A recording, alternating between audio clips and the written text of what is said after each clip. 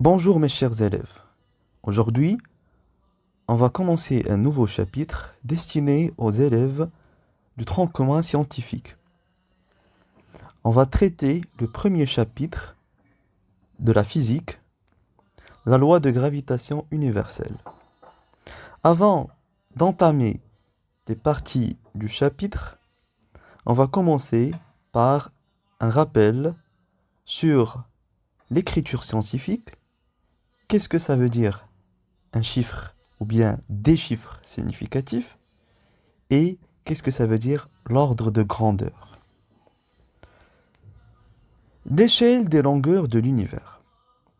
Alors les microscopes nous permettent d'explorer le cœur de la matière et donc de mesurer des grandeurs extrêmement petites.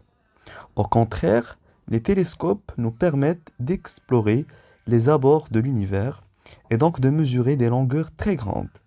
Cherchons un moyen aisé de comparer ces différentes distances. L'unité de longueur. Dans le système international, l'unité de longueur est le mètre, de symbole petit m. On exprime souvent les longueurs avec des multiples ou des sous-multiples du mètre. Alors vous avez à gauche les sous-multiples, donc on a le millimètre, c'est 10-3 mètres. Vous avez le micromètre, c'est 10-6 mètres. Le nanomètre, 10-9 mètres. Le picomètre, 10-12 mètres. Ainsi que le femtomètre, 10-15 mètres. Vous avez aussi ce qu'on appelle les multiples du mètre. Le kilomètre, 10 puissance 3 mètres. Le mégamètre, 10 puissance 6 mètres. Le gigamètre, 10 puissance 9 mètres. Et le téramètre, 10 puissance 12 mètres. Unité utilisée en astronomie. On a ce qu'on appelle l'unité astronomique, UA. C'est la distance moyenne entre le centre de la Terre et le centre du Soleil. Alors, tel que 1 UA, c'est-à-dire une unité astronomique, vaut 150 fois 10 puissance 6 km. C'est-à-dire 150 millions de kilomètres, c'est la distance entre la Terre et le Soleil. Vous avez l'année de lumière, ou bien l'année lumineuse, donc c'est la distance parcourue par la lumière au cours d'une année, avec la vitesse de la lumière bien sûr, c est égal à 3 fois 10 puissance 8 mètres par seconde, dans le vide. Tel que une année lumineuse, c'est 9,5 10 puissance 15 mètres. Axe de l'échelle des longueurs. Pour explorer et décrire l'univers, les physiciens construisent une échelle des longueurs de l'infiniment petit, c'est-à-dire l'atome, et l'infiniment grand, c'est-à-dire les galaxies. Cet axe est gradué en puissance de 10. Application. Vous avez un tableau sur lequel on a des distances, leurs valeurs. On vous demande l'écriture scientifique, ainsi que l'ordre de grandeur et le nombre de chiffres significatifs. Donc vous avez la taille d'un homme. Alors, 1,70 mètres. Pour l'écriture scientifique, ça sera 1,70 fois 10 puissance 0. L'ordre de grandeur, c'est 10 puissance 0. Le nombre de chiffres significatifs, c'est 3 chiffres significatifs.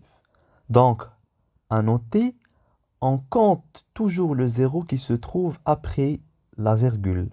Mais celui qui se trouve devant la virgule, on ne le compte pas. Donc, dimension du fourmi, 4 mm. Pour écrire cette écriture scientifique, on va la convertir en mètres, l'unité internationale. Donc, c'est 4-10-3 mètres. Et donc, l'ordre de grandeur, c'est 10-3. Le nombre de chiffres significatifs, c'est...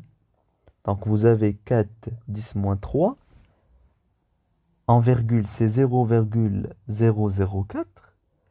Et donc, puisqu'on ne compte pas les chiffres, ou bien les zéros devant la virgule, donc ça sera 3 chiffres significatifs seulement.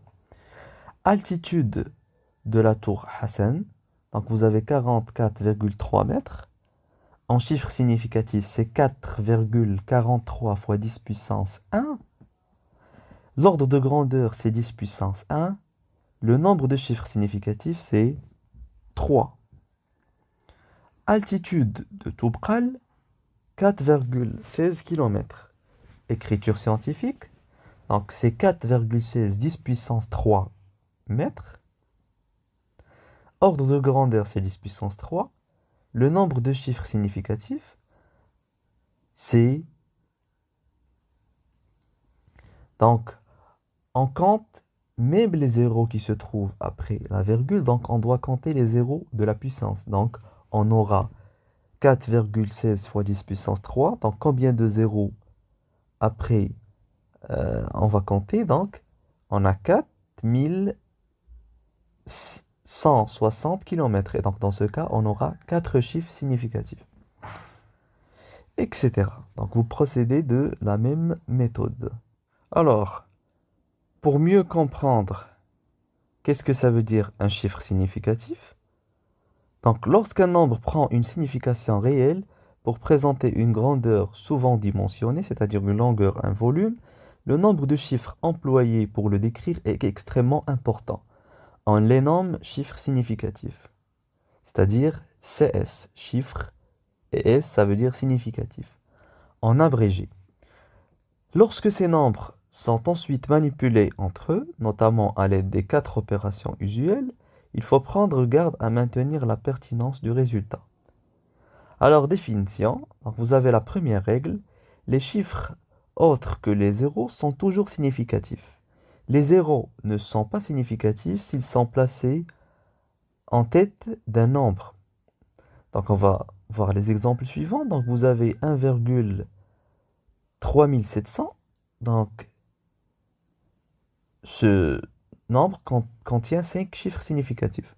Donc j'ai dit, toujours on compte les chiffres qui se trouvent après la virgule, les zéros, même les zéros. Alors, pour le deuxième, vous avez 4 chiffres significatifs. Pour le troisième, vous avez 3.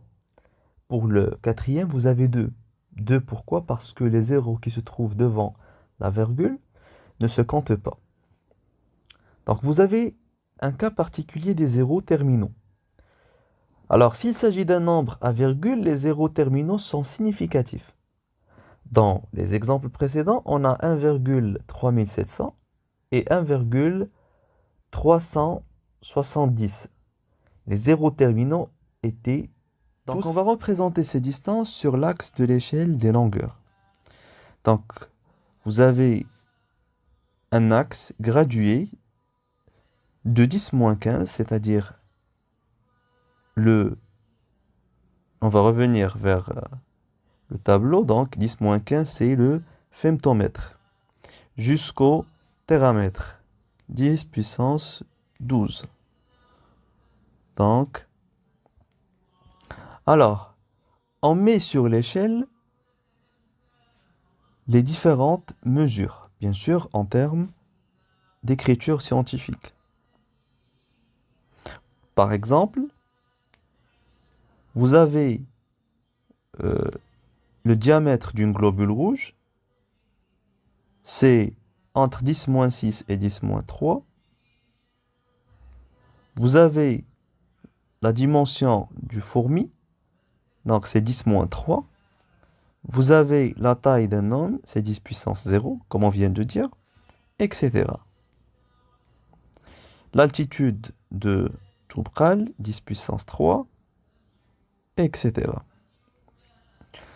Donc, maintenant, on peut entamer la loi de gravitation universelle établie par Newton en 1687. Donc, mise en évidence de l'attraction universelle. Activité. Newton est assis sous un pommier. La nuit va tomber et la pleine lune est déjà levée. Une pomme tombe, il se demande pourquoi la pomme tombe alors que la lune ne tombe pas. Newton expliqua la chute des corps sur la Terre, le mouvement de la lune autour de la Terre et le mouvement des planètes du système solaire autour du Soleil, comme le résultat d'un même phénomène, c'est-à-dire par l'attraction universelle. Alors, pour expliquer, donc, vous avez ce qu'on appelle le groupement solaire. Donc, vous avez la Terre, c'est une planète bien sûr, vous avez le Soleil. Autour du Soleil gravitent les planètes. Alors, chaque planète gravite autour du Soleil suivant ce qu'on appelle une orbite, une trajectoire. Alors, Newton se pose la question, pourquoi ces planètes ne tombent pas? Puisque dans l'espace, il n'y a pas une gravitation. Donc, pourquoi ces planètes ne tombent pas? Et donc, la réponse, c'est que entre deux corps qui possèdent, bien sûr, deux masses différentes, existe ce qu'on appelle une attraction. Et Newton a appelé cette attraction, c'est ce qu'on appelle l'attraction universelle. Donc, on va expliquer comment expliquer la cohésion du système solaire. Alors, la gravitation universelle est l'interaction responsable de la cohésion du système solaire. D'après Newton, quelle est la cause de cette attraction universelle? Cette attraction universelle exercée par les corps à cause de leur masse, alors c'est une force d'interaction mutuelle. C'est pourquoi la Terre tourne autour du Soleil. Tout simplement parce que la masse du Soleil est supérieure à la masse de la Terre. Donc, résumé, la gravitation universelle est une des interactions responsables de la cohésion de l'univers. Elle est prédominante à l'échelle astronomique, car elle qui explique la cohésion et la structure du système solaire. Elle est la cause du mouvement des planètes et leurs satellites. Donc, c'est à cause de cette attraction universelle qu'on peut avoir, bien sûr, la cohésion ou bien la structure du système solaire, c'est-à-dire des planètes qui gravitent autour du Soleil et bien sûr qui conservent la même trajectoire. Alors, on va passer à la deuxième partie, c'est la plus intéressante, c'est la loi de gravitation universelle. Alors, énoncé, à cause de leur masse, les corps exercent les uns sur les autres des forces attractives mutuelles. C'est-à-dire, lorsque j'ai deux corps, deux masses différentes, chaque corps exerce sur l'autre une force. Et donc, bien sûr, ces forces, c'est ce qu'on appelle l'attraction universelle. Alors, formule mathématique. Donc, on prend deux corps, A et B. On va supposer que ces corps sont ponctuels. Donc, le premier corps de masse MA, ainsi que le deuxième de masse MB. Donc, comme on a dit, chaque corps va exercer une force sur l'autre. C'est ce qu'on appelle l'attraction universelle ou bien la gravitation universelle.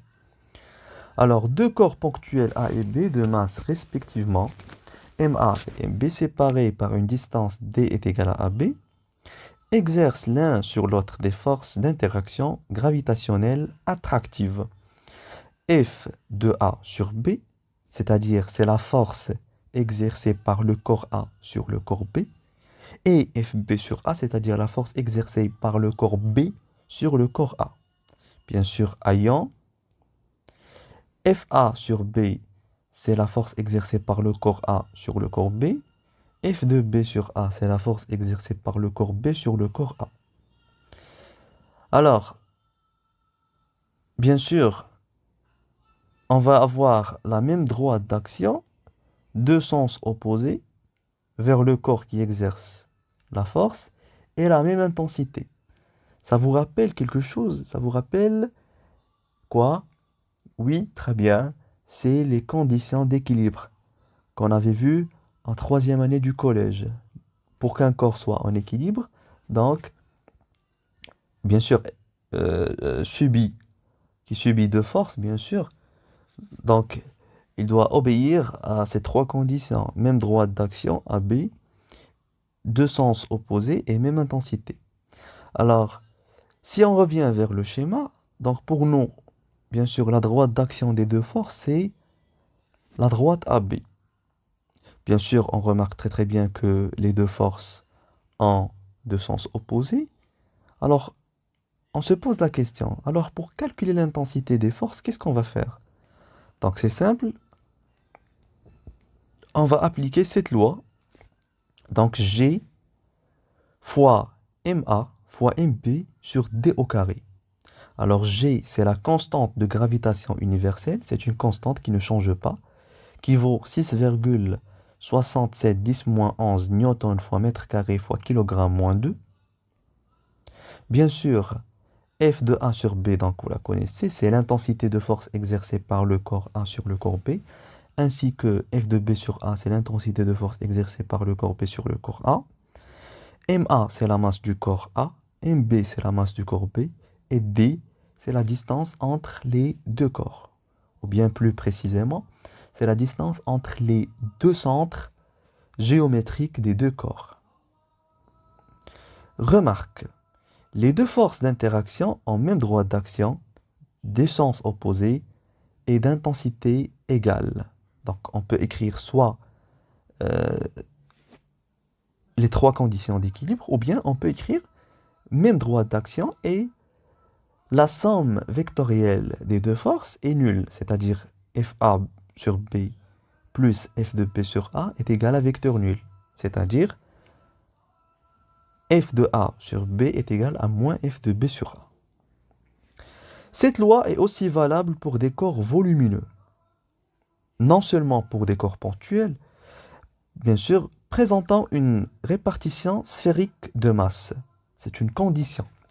Donc cette loi est valable pour les corps, bien sûr, volumineux, mais qui représentent une répartition sphérique, c'est-à-dire sous forme d'une sphère. Même répartition de masse autour du centre de l'objet.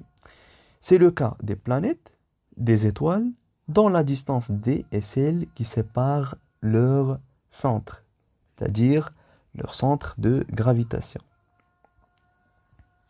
ou bien leur centre de gravité G.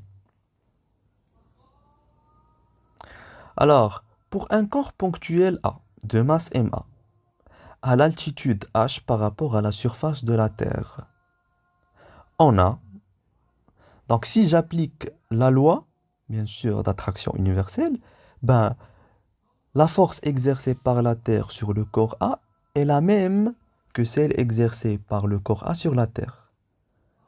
Bien sûr, entre le point A, c'est-à-dire le corps A, le corps ponctuel et la Terre, on a une distance h. Mais on avait dit que lorsqu'on applique la loi d'attraction universelle, ben la distance entre les deux corps, c'est la distance entre les deux centres. Et donc, dans ce cas, la distance entre le centre du corps A et la Terre, et le centre de la Terre, c'est h plus rt. Donc, on applique la loi. Donc, vous avez G, toujours la constante, fois la masse de la Terre, fois la masse du corps A, divisé par la distance au carré entre les centres des deux corps, c'est-à-dire RT plus H au carré. Avec la masse de la Terre, c'est 6 fois 10, 24 kg.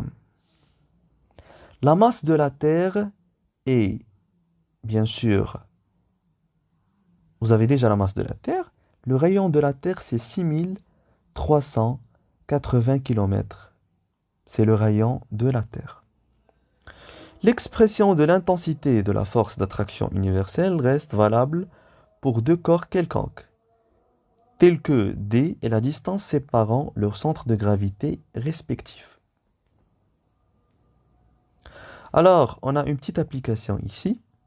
Donc, déterminer les caractéristiques de la force d'attraction universelle qui s'exerce entre deux corps ponctuels A et B, donc, qui ont deux masses, bien sûr, MA 45 grammes et MB 100 grammes séparés par une distance AB 50 centimètres.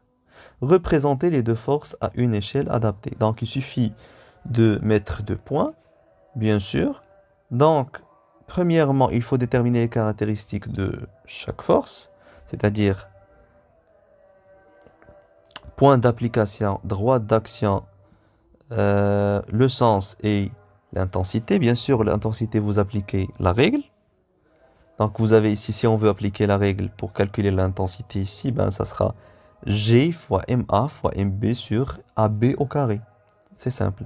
Et on peut représenter les forces comme on avait vu en troisième année du collège. Donc je vous laisse l'exercice à faire. Et bien sûr, après, vous m'envoyez vos réponses pour les corriger, bien sûr. Donc, le poids d'un corps. Définition. Le poids P d'un corps S de masse M est la force d'attraction universelle qu'il subit lorsqu'il est situé au voisinage de la Terre, appliquée par la Terre sur lui. Ben, on avait vu déjà ça. Donc, le poids d'un corps, c'est la force exercée par la Terre sur le corps. L'intensité du poids est, bien sûr, P est égal G fois. Donc, on va appliquer l'intensité de force selon la loi de la gravitation. Donc, G fois M de la Terre, c'est-à-dire c'est le corps qui exerce la force. Petit m, c'est la masse du corps qui subit la force. Et RT plus H, c'est la distance entre le centre de la Terre et le corps. Donc, RT plus H au carré. Caractéristiques du poids. Donc, les caractéristiques du poids d'un corps S sont point d'application, c'est le centre de gravité G du corps, toujours. La direction ou bien la droite d'action, c'est la verticale qui passe par le centre de gravité. Le sens, c'est du haut en bas, ou bien du centre de gravité vers le bas, dirigé vers le centre de la Terre. L'intensité, c'est P est égal à M fois G. Et donc ici, on a la Terre, on a le corps qui subit la force exercée par la Terre. Et donc, P est égal à M fois G. Si nous négligeons la rotation de la Terre autour d'elle-même, nous écrivons P est égal à F. Alors, P, c'est la force exercée par la Terre sur le corps. Alors, M fois G est égal à G fois MT fois M sur RT plus H au carré. Pourquoi? On vient d'établir l'intensité du poids en haut. Et donc, on a deux relations. On a la relation que vous avez vue l'année dernière, c'est P est égal à M fois G. Et vous avez l'autre relation, donc on peut écrire M fois G est égal à G fois MT fois M sur RT plus H au carré. Donc, on simplifie par la masse M et on trouve G est égal à G fois MT sur RT plus H au carré. La relation 1 montre que l'intensité de la gravité varie avec la hauteur h pour la même latitude. Donc, ce qui est normal, bien sûr, l'intensité de la gravité varie avec l'altitude. Alors, si je prends par exemple un astronaute qui se trouve sur Terre, bien sûr, s'il voyage vers la Lune, ben, la gravité, bien sûr, va être bien sûr plus faible. Et donc dans ce cas, c'est la hauteur par rapport à la Terre. Et donc lorsque la hauteur augmente, ben, l'intensité de gravité diminue. Donc vous avez sur la relation, la hauteur est dans le dénominateur. Et donc si elle augmente, bien sûr, G diminue. et donc c'est ce qui est logique. Alors l'intensité de pesanteur à l'altitude h est GH est égal à G fois MT sur RT plus H au carré. C'est ce qu'on vient d'établir. Donc l'intensité de pesanteur à la surface de la Terre. Donc à la surface de la Terre, vous avez H est égal à 0. Vous êtes sur le sol. Et donc on remplace et on trouve G fois MT sur RT au carré. Donc on a G qui est la constante de gravité. Donc c'est donné. Vous avez la masse de la Terre déjà donnée. Et vous avez le rayon de la Terre déjà donné. Donc on remplace et on trouve G0 est égal à 9,73 newtons par kilogramme. Donc à la surface de la Terre, on trouve à peu près 9,73 newtons par kilogramme. Donc l'année dernière, on a trouvé à peu près la même valeur. On parlait de 9,8 newtons par kilogramme. Donc c'est sur la surface de la Terre. Alors, corps S, bien sûr, de masse M, la Terre de masse MT. Et donc vous avez le corps sur, bien sûr, sur la surface de la Terre. Donc, divisant la relation 2 par la relation 1, donc on va faire un rapport entre les deux relations. Donc, GH sur G0, donc je remplace GH par sa valeur, c'est G fois MT sur RT plus H, le tout au carré, et G fois MT sur RT au carré. Donc, je simplifie par G, par M, T, et donc, je trouve GH est égal à G0 fois RT au carré sur RT plus H, le tout au carré. Donc c'est une nouvelle relation entre GH, c'est-à-dire l'intensité de pesanteur à une hauteur H de la Terre, et l'intensité de pesanteur sur la surface de la Terre. Alors, puisque RT plus H est supérieur à RT, supérieur ou égal, ça dépend de H. On peut avoir une hauteur qui est égale à 0, donc on est sur la surface. Et plus la hauteur augmente, on s'éloigne de la surface de la Terre, du sol de la Terre. Alors, G0 est supérieur ou égal à GH. Donc c'est normal. Si vous avez RT plus H est supérieur à RT, donc on aura RT sur RT plus H est inférieur ou égal à 1. Et donc, GH sur G0, ça sera inférieur ou égal à 1 aussi. Ce qui nous donne G0 est supérieur ou égal à GH. Alors, vous avez bien sûr des lieux avec leur intensité de pesanteur. Vous avez à l'équateur 9,789. Vous avez à Casablanca 9,80. Vous avez à Rabat 9,796. À Paris 9,810, pardon. Au pôle 9,832. Et donc, c'est des intensités de pesanteur qui varient selon les lieux. Donc, on a vu notamment ça l'année précédente, c'est-à-dire en troisième année du collège. Généralisation de la notion du poids. Alors, en général, on appellera poids P d'un corps S de masse M la force d'attraction universelle, appliquée par un autre, bien sûr un astre, quelconque, c'est-à-dire Terre, Soleil, Lune, sur ce corps. L'intensité du poids est toujours PA est égale à M fois GA, avec GA l'intensité du champ pesanteur de cet astre. Par exemple, G0, L, c'est G fois MT sur RL au carré.